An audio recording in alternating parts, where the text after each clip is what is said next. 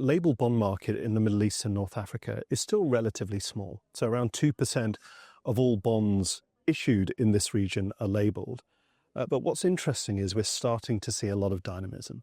And that's both in terms of traditional green energy, so wind and solar, where we've seen companies like Masdar with very successful green bond programs. But also we're moving beyond those traditional projects to more innovative projects. So think about low carbon steel and cement. We recently had the pleasure at Modiz to work with M-Steel on their green financing framework, which is looking to put funding towards low carbon steel with electric arc furnaces. We're also seeing an increasing focus on data centers and how can we make those energy efficient and water efficient. So given the sizable investment opportunities in the region, I think the growth potential for regional label bonds is going to be significant over the coming years and decades. I think my perspective here is, let's not talk purely about sustainability. Let's talk about economic transition. That means we need to mine different types of minerals. We need to invest in our connectivity, transmission and distribution, battery storage, and we need to think about the application of electricity downstream, electric vehicles, which we've seen significant growth of in the UAE, or heat pumps, for instance. So we're seeing system-wide change, and that's going to require a significant increase in investment. We estimate it's about 4% of GDP in the Middle East and North Africa. That means governments need to step up, investors and private sector capital needs to accelerate, and multilateral development banks will need to play a role too.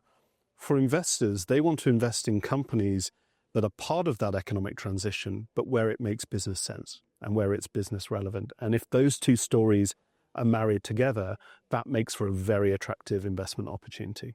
We continue to think that the financial institutions are at the heart of this story. So we're seeing significant green and sustainable bond issuance from many of the banks, for instance, in this region. Beyond finance, utilities. I mentioned Masdar earlier. TAQA has been doing some interesting things on the green and sustainable finance side.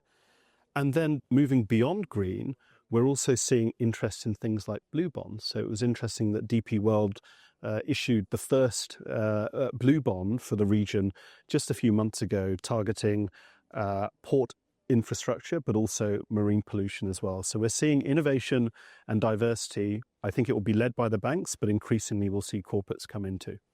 I think there are two sides to the story. So on the one hand, we know that data centers are incredibly power hungry. So according to Moody's forecasts, in an ambitious rollout of investment of data centers globally, that could see power consumption by that sector increase by 5x, for instance. But let's also talk about what the potential benefits of AI enablement and automation means. It means smarter logistics, smarter transportation, more efficient use of power and energy using smart grids. And in fact, the International Energy Agency thinks that if we enable AI quickly, that could reduce emissions by 5% or more over the next 10 years. So the potential for AI as a contributor to decarbonisation is huge, but clearly in the short term, we're going to have to see a lot of investment, and that's going to require power.